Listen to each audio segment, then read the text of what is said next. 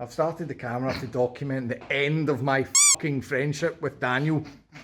Fuck's sake. I just put this cover back on properly for you, right? What the I just took the head off. He didn't. He just. It was like all half like over and. What we're doing here, because frankly we've babbled enough. There's been 2 whole episodes now nearly and nothing's actually happened to this head. So we're going to start with a nice easy one, the exhaust side, because there's A, not a lot of meat, B, not a lot of chance we're going to bugger something up, and C, It's already flat. it's already flat. Good start. So really, Place to we've start. got a chance of completing something. So, porting 101. Match your gasket to the exhaust. Yeah, well, that's a match good the start. same gasket to the head. Make sure you take out all of the metal that matches the gasket. Where's my pointing device? So we're wanting to remove all of this, basically, all of this step that we can see between the gasket and here. What we have done though is we've deliberately pushed this gasket up as high as you can go. Yeah, that's a good point, The way because this naturally sits, it kind of wants a lot off the bottom here, right? But if you do that, you're not really going to get much of a gain because you're just going to have to try to turn this corner. So we want to almost raise the roof of this a wee bit and not take this down much lower. Yeah. If we can avoid it. there'll be play in the flange for the exhaust, and there's also play in the gasket. So we make sure that when we put the exhaust on, it's pushed up to its top limit, and it will match this. Lovely. The question is, what do we want to be taking out? On this side, the answer for the exhausts is very little. But we know we get this mess on this side as well. You just We'll can't, get to see, that can't mess. see it because of the... There's going to be casting marks, but realistically, the exhaust doesn't need a tremendous amount taken out. No. It just needs to flow nice. I've decided to do it in this bench because it's next to all of Daniel's lovely SR bits. We're not actually going to do it here, I'm going to move it, but...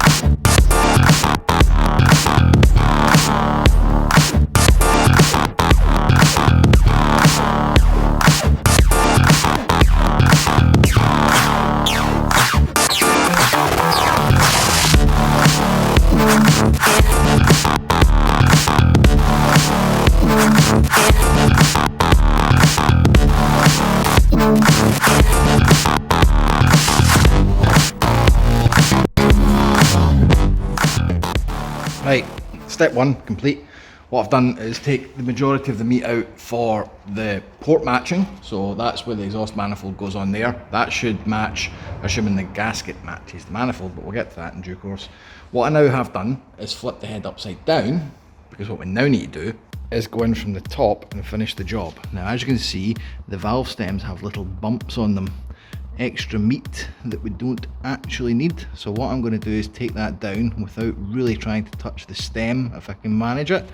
So these triangle bits sort of here, we're going to flatten down, and then just take all of the rough casting marks, such as here, these bits, take them out and just try and make it look a little bit smoother.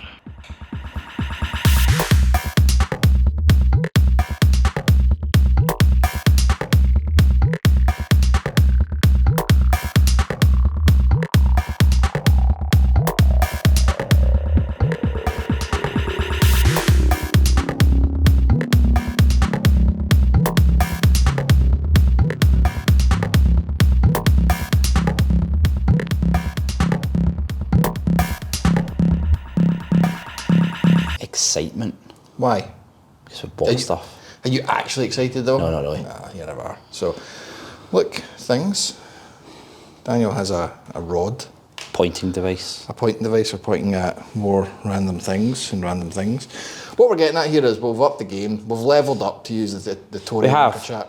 We have. So at the moment, for years, I've had a DC TIG welder. Which you have seen many exhaust videos.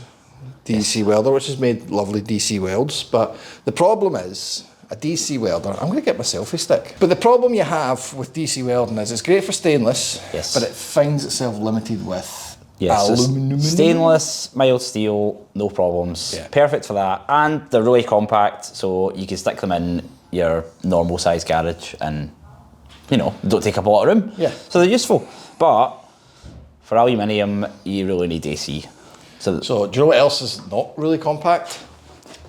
yeah, you see why this is not something you would keep in a home garage, because they're pretty big and they're also pretty heavy.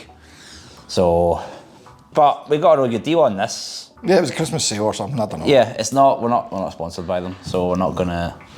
There's a Brian. That's a Brian. We're going to see if it works. Yeah, we're not sponsored by them, but to be fair, I've got, was it Roar? ROHR. Yeah, I've got the MIG welder and all the Primera's welding, which is a breathtaking amount. Yeah, stunning amount of welding. Was done on that, and it was great. So we're going to give this a try. It does weld, so we'll see if this one does. I mean, the price point this is literally half decent DC only TIG to be welder fair, price. it's half decent MIG welder price. Yeah. So we've set it all up. Yes. You can see we have gas, bottles, lines, all that fun stuff, and now it's time to test it. So the important thing to do is find material that's going to be easy enough, so nice and chunky, but also of no consequence to anything going wrong. But it is definitely something that nobody is ever going to miss, because what I have is these. And if you are in MX5 circles, you'll know exactly how pointless these are. So we're going to try and... Apart from that, Brian has to fit his. Oh yeah, Brian for some reason. You've got to have it in your one. Yes. Straight. Because of boost, obviously. So let's see if we can make the two of these become one. When two become one. Plenty of that. Are you telling me the oil will not be compatible with the welding process? It won't be great, no. It's not ideal. I'll clean them up.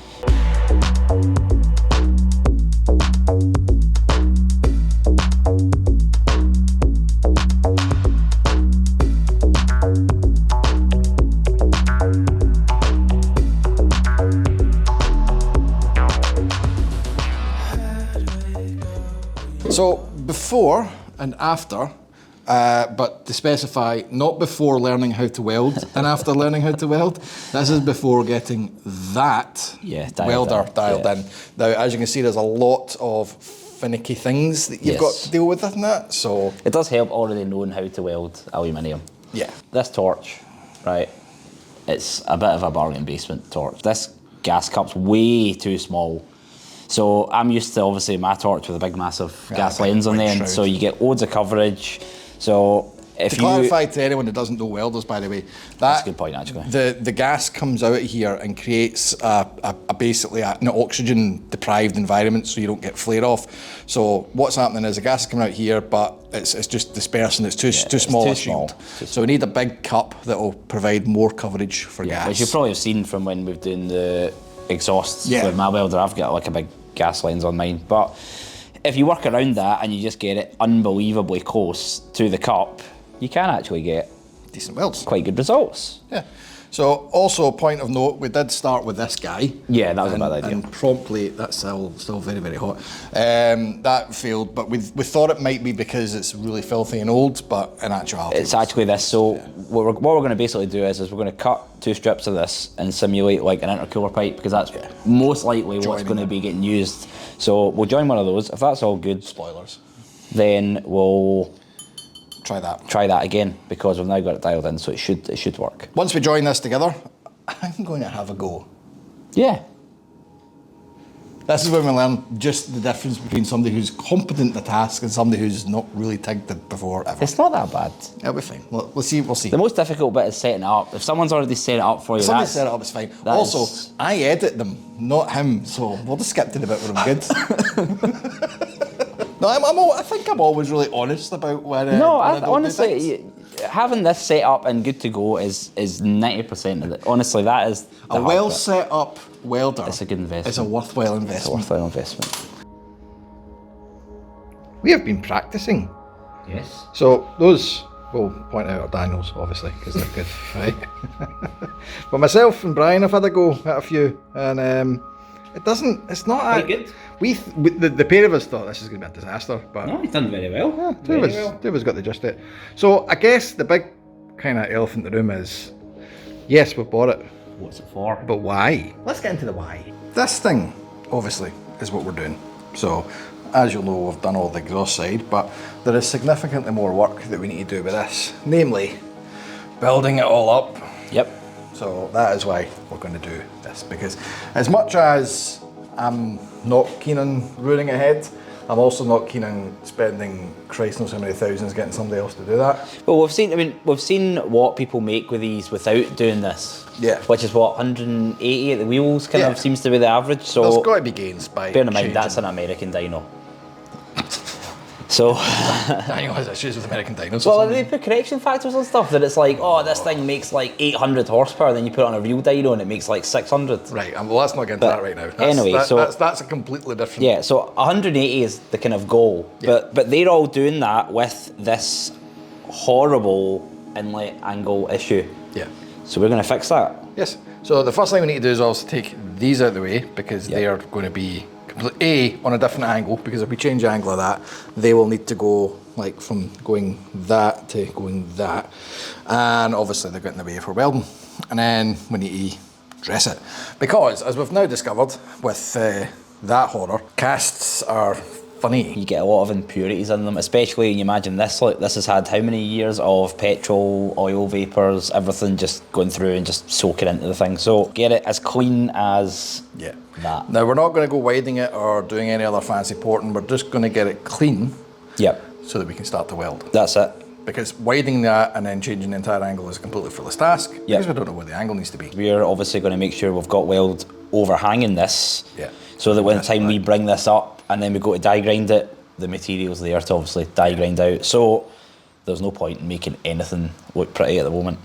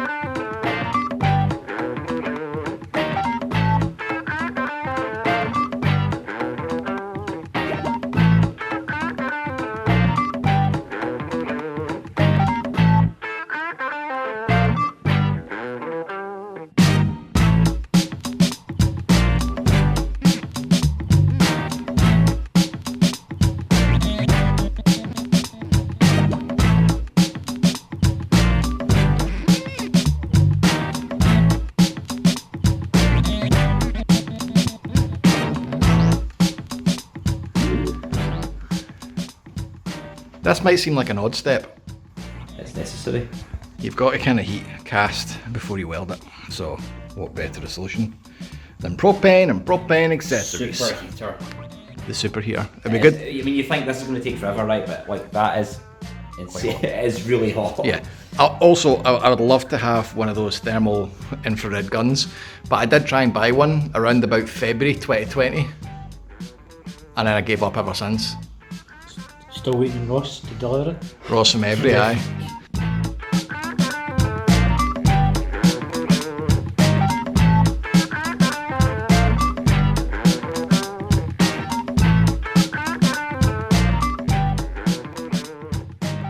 Right, we're about to see whether or not this entire plan is going to work or not, because crucially, if we cannot put the heat in this head, put the heat in this head, I'll stick the heat in the head.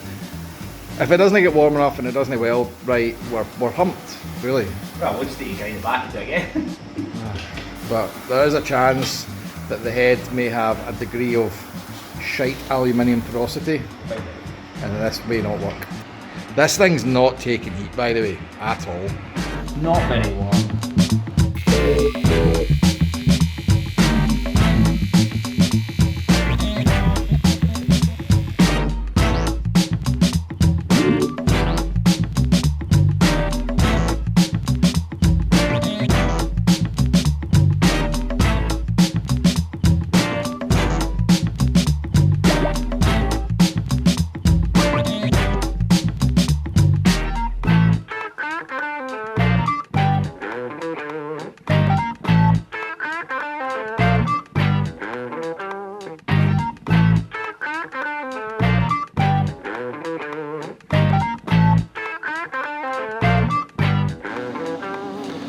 That definitely needs to cool.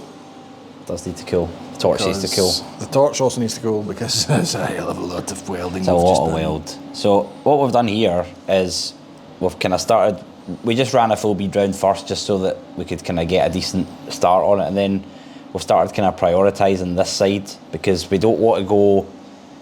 We don't really want the top to be much bigger than what it is. We're trying to keep the top kind of around this height, so when it's machined, we don't have throttle bodies sticking out. This, not do this. Yes, so we've started obviously prioritising this, doing multiple passes on this, but what we've found is because we're trying to obviously build up so high that when you're going in here, if you imagine with the torch, you're kind of going in here and going round and then obviously round here, but gravity starts taking an effect there and it just wants to roll over. So what we're going to do is build up the height first, get the height good. I'm not picking this head up because it's about 300 degrees. We'll flip the head round, and then what we'll do is we'll actually weld these so that we're actually welding. So we've got gravity's always on our side. It's helping, yes. So we can actually build this up without it rolling over, because that's what obviously is. When you start getting this height, you'll start to have problems with actually keeping the profile. So the key thing is we're going to have to re-drill all of these. So we want... Yeah, you can see we've actually welded up the first ones anyway, because whilst it would be nice to keep them, there's no point, because the direction will be completely wrong. If we beef all these bosses up at the same time while we're beefing up this port, means that when Tommy goes to die grind it, we've got plenty of excess, and it means that we can keep all the bolt holes.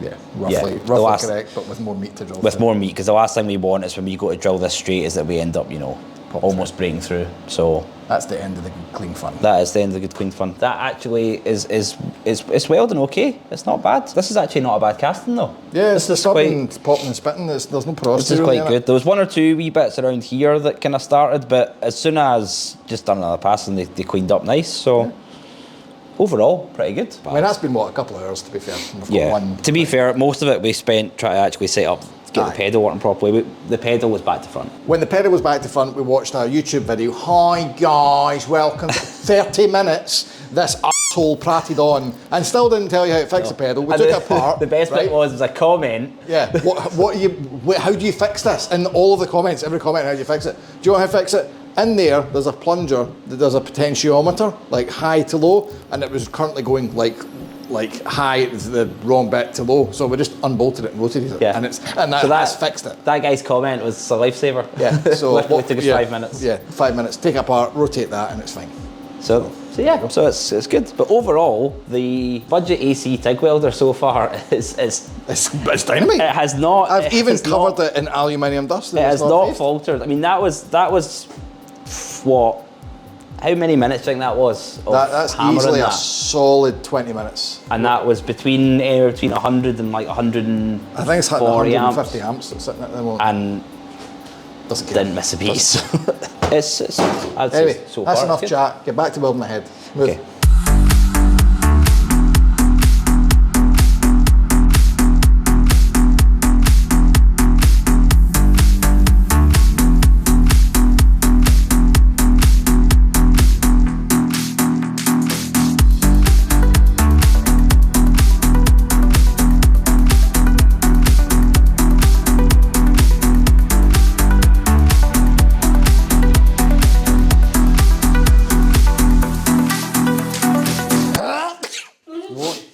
How many welding rods have we went through?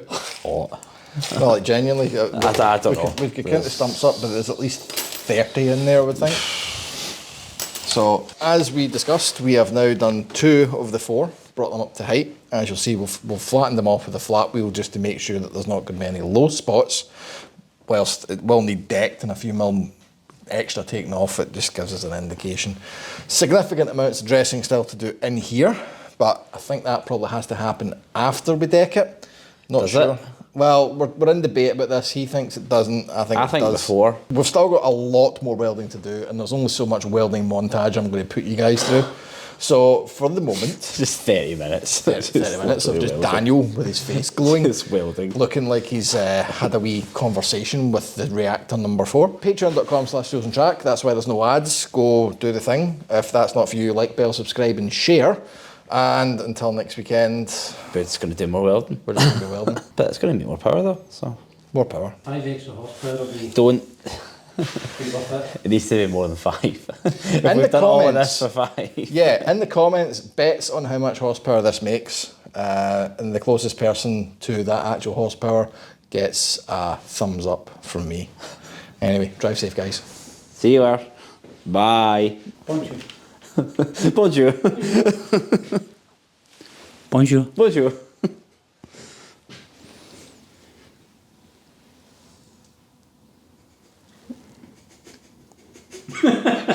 Just leave it running on Brian for no reason.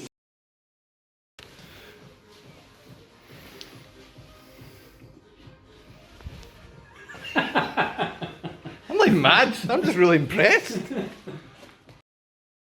Excellent with a multi-jet. I don't fucking care. It's all the time. Nothing but fucking Italian car chat. You can though. Oh god. And it's not even good Italian cars. Listen, The Lancia Upsilon. there's nothing wrong with an Epsilon. There's nothing right with it. I mean, honest to God, it was literally stillborn. There's nothing wrong with an Epsilon. I've seen they've got a new Epsilon coming out. Great.